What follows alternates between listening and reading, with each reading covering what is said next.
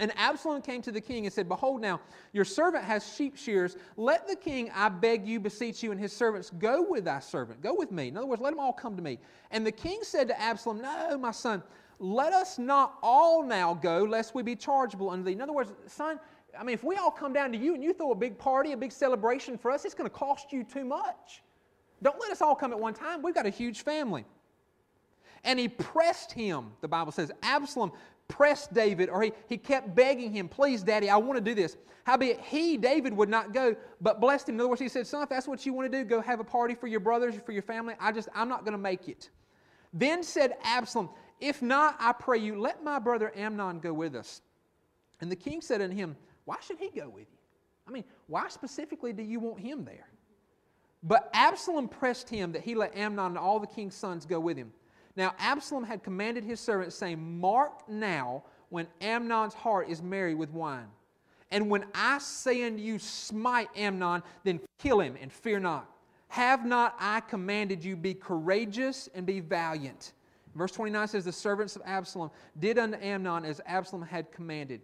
Then all the king's sons arose, and every man got up upon his mule and fled. Here's the picture. For 2 full years, David knew what had happened between his sons and daughters. David knew there were issues. David knew there were problems. But you know what? David did not do anything about it. And because David didn't do anything about it, do you know what happened? Absalom, his son, was so upset and so ticked off. He said, if my dad's not going to do anything about it, then I'm going to have to step up and I'm going to have to do something about it myself. And because he had to address it, because his daddy would not, he addressed it in a way that was wrong instead of a way that was right. And dads, listen, when we don't lead and handle the things that God calls us to handle, that forces someone else to have to handle the things that we're really supposed to. You got to know something, and you know this if you're in a home. There are certain things that God calls a mom to do, and there are certain things that God gives a mom a heart to do. You know, little kids, they love their daddy and all, but when it comes right down to it, the mom is the heart of the home. Moms, you know that, right? You're the heart of the home. Those kids know that you've got a heart for them and for the home, and you care about those things that are close to family. Why? Because moms, wives, ladies, you're all about relationships. You know, that beats close to your heart. Guys, we're all about accomplishments. You know, what are we going to do? And wives, moms, you're all about relationships. You're the heart of the home.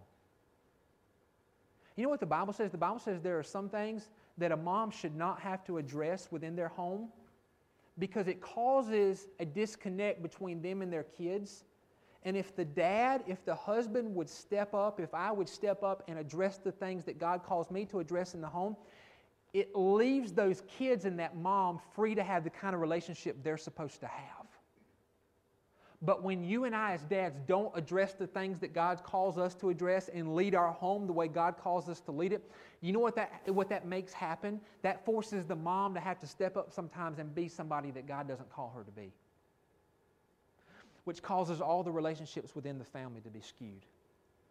Some of you, like myself, are blessed with more than one kid in your house. We say blessed. Some of you are like, wow, yeah, sometimes I wonder if they're blessed. They are. They're blessed. But you're like me. You've got more than one kid in the house. Listen, thank God for any kind of help that your older kids can give with your younger kids. When we're riding down the road, you know, Callie is on Passy Patrol. You know, like she's in the middle in the back, and John David's right behind us in the driver's seat in the back. And, you know, like we're trying to crane our arm back and our neck back and watch the road. We can't reach him. So, you know, Callie's wonderful. She 9 times out of 10, she's, you know, telling us, Mom, he's okay, or Mom, he looks like he spit up a little bit, and oh, he needs something, let me hand it to him. She's wonderful. Thank God for that. You know, I'm blessed by that.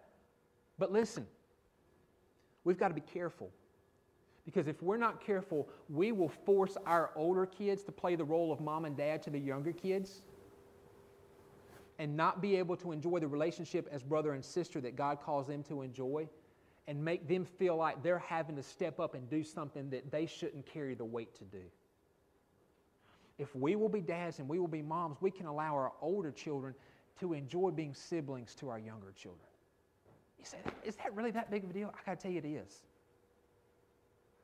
Because if we don't handle what God calls us to handle, that forces somebody else to play a role that God never intended them to play. So what happens when we're not all there as dads? Here's the first thing. If you're writing things down this morning, it's simply this. that if we are not who God calls us to be, it leaves someone else to handle things that we're called to handle. Here's the second thing.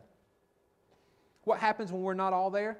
It tells our kids that there are things more important to us than them. It tells our kids that there are things that are more important to us than them. Flash forward to 2 Samuel chapter 14 with me real quick, verses 21 to 28. 2 Samuel chapter 14, verses 21 to 28. Let me just fill you in on what's happened within that time period. It's been 2 more years. Flash forward 2 more years ahead. Absalom, after he killed his brother, went on the run. He ran away. He knew where he could go. He was okay. David didn't try to chase him down. Nobody messed with him. He went away. But the whole time he was gone, you know what his heart wanted? His heart wanted to be back with his daddy. Now, Absalom was a grown man, but he wanted to know that he could come home to his daddy. And 2 years have passed. In 2 Samuel chapter 14, beginning verse 21, says, the king said unto Joab, Joab was David's military leader, and he was the one that continued to beg David to allow Absalom to come back to Jerusalem. Behold now, I have done this thing. Go therefore, bring the young man Absalom again. In other words, allow my son to come back to Jerusalem. And Joab fell to the ground on his face, bowed himself, and thanked the king. And Joab said, today your servant knows that I have found grace in your sight, my lord, O king, in that the king has fulfilled the request of thy servant. So Joab arose and went to Geshur and brought Absalom to Jerusalem. And the king said, let him, listen to this, let him turn to his own house, and let him not see my face. So Absalom returned to his own house and saw not the king's face. But in all Israel, verse 25 says, there was none to be so much praised as Absalom for his beauty. And he goes on to talk about Absalom and what he looked like and who he was. And the Bible says in verse 27, Absalom becomes a daddy. Listen to this. Unto Absalom there were born 3 sons, 1 daughter, whose name was Tamar. He named her after his sister who had been devastated by the experience. She was a woman of fair countenance. Listen to verse 28. So Absalom dwelt 2 full years in Jerusalem and saw not the king's face. Let me paraphrase that for you. Absalom lived 2 years in the same town, and his daddy never bothered to even go where he was. I don't even think David would have had to go where Absalom was. I think if David had simply sent a servant and said, tell my son he is welcome at the palace anytime, I don't think David would have had to stop his routine. I think Absalom would have run to see his daddy. Same town, same place, same family. 2 full years. And you know what happened? The Bible says David never even bothered to acknowledge that his son was in town. You know what that tells me, guys? That tells me that if we're not careful, if we're not all there, that spells out to our kids that there is something more important to us than them. By the way, do you know how you spell to your kids how important they are to you? It's a little 4-letter word. Starts with the letter T, ends with the letter E. It's T-I-M-E. That's how your kids know whether or not you are important to them. It is T-I-M-E. It's time. Because your kids don't have a clue what you do half the time on your job. Your kids don't know what you're doing, why you're doing. They just know that, get this, you're not present with them. And do you know what in turn spells to them that they are important to you? It's when you say, I am going to take time to be with you. I don't know why it's such a big deal, but you know what Callie does? Every night when we're going to bed, almost every night, maybe not every night, but almost every night, she rehearses in her head and she talks out loud to me. She says, now, Daddy, what day was today? And she knows the day. She's got a little calendar up there and she's kind of learning that. Daddy, what day was today? What day is tomorrow? Do you have to go to work tomorrow? Yeah, so if it's on a Monday and we're going to bed on Monday night and I'm tucking her in and I'm praying with her and I'm getting her ready for bed, she'll say, now, tonight was Monday, today was Monday, tomorrow is Tuesday, you go to work, right? Yeah, baby, I do. Wednesday, you go to work. Yeah, that's right. Thursday, you go to work. Friday, you go to work. When's the next day? Will it be Saturday that when I wake up, you'll actually be here?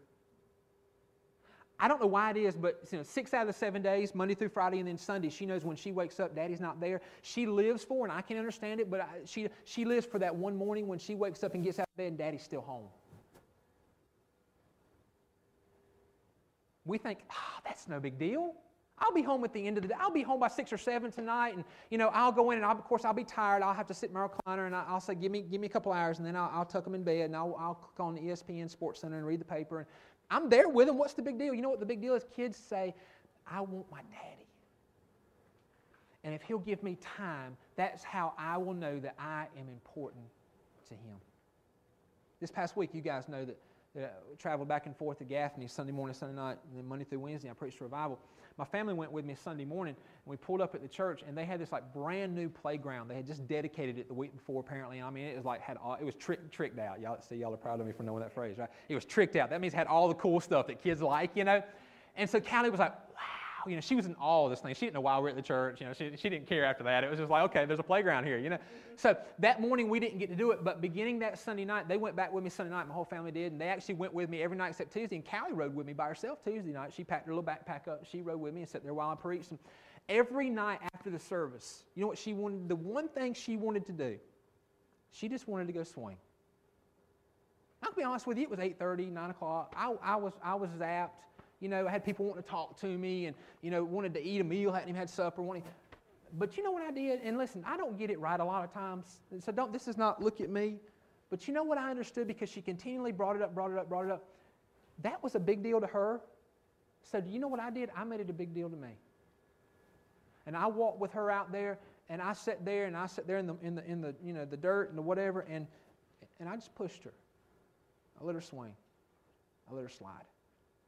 Wednesday night, they took us out to eat after the service. This is, you know, suffering for Jesus, right? They took us to Outback afterwards. And we went there, and there was a lot of people sitting around the table, and they wanted to talk. Pastor was sitting right beside me, and he wanted to talk about things, and I tried to talk to him as well. But Callie sat beside me, and they had the little junior menu. Y'all know those little, and they had the crayons. That's the big winner. You know, in our home, they got the menu and the crayons. And I sat there, and I tried to talk to everybody. But you know what I did? I grabbed a crayon with my little girl, and we colored. I told you, I don't get it right a lot of times, but here's what I've come to understand. If we're not all there as dads, if TIME is not invested in their life, then what it says to our kids is there are things that are more important to us than them. 2 years, David was in the same town as his son. His son longed to see his daddy. And David never even acknowledged that his son was there. If we're not all there, do you know what it spells out to our kids? That there are things more important to us than them. Third thing I want you to catch real quick from this story. The Bible says this and teaches us this. What happens when we're not all there as dads? It goes on in 2 Samuel chapter 14 to teach us this, that it forces our kids to get our attention the wrong way if they can't get it the right way. It forces our kids to get our attention the wrong way if they can't get it the right way. Listen to what Absalom did in verse 29. You got to remember, 2 years he's on the run. 2 years he comes back, and 4 years now. He has been away from his daddy. He's a grown man with a family of his own, but the one thing he longed for was to see his daddy's face again, to hear his daddy's voice, to talk to his daddy, to hear his daddy say, you know what, I love you, son, and here's a meal. Let's spend time together. He got none of that. And so you know what he found out? He found out if I can't get his attention the right way, I'm going to do things the wrong way, even if it means doing something to hurt other people just to get my daddy's attention. Listen to verse 29. Therefore Absalom sent for Joab, the military leader, David's commander in charge, to have sent him to the king. In other words, Absalom said to Joab, you know what? He's thinking this. He said, I'm going to ask Joab to allow the king to let me come see him. Let my daddy say it's okay for me to come see him. But Joab, would not come to him. In other words, he kept sending his servants saying, Joab, come, I want to tell you something. Joab never showed up. And when he sent again the second time, he would not come. Therefore, verse 30, he said unto his servants, Absalom said to his servants, see, Joab's field is near mine, and he has barley there. Go and set it on fire. And Absalom's servants set the field on fire. Then Joab arose and came to Absalom unto his house and said unto him, wherefore have your servants set my field on fire? In other words, what did you do? You sent your servants to go burn my field, man? What are you thinking? Then Absalom answered Joab, behold, I sent unto you, saying, come here, that I may send you to the king to say, wherefore am I come from Geshur? In other words, why did I even bother coming back to Jerusalem? It had been good for me to have been there still. I should have just stayed there. Now, therefore, let me see the king's face. Let me see my daddy's face. And if there be any iniquity in me, this is amazing. He said, if I've done wrong and he still holds it against me, let him kill me. I'm willing to risk that much. I'm willing to risk my life just to get to see his face. You think it wasn't important for him to have his daddy?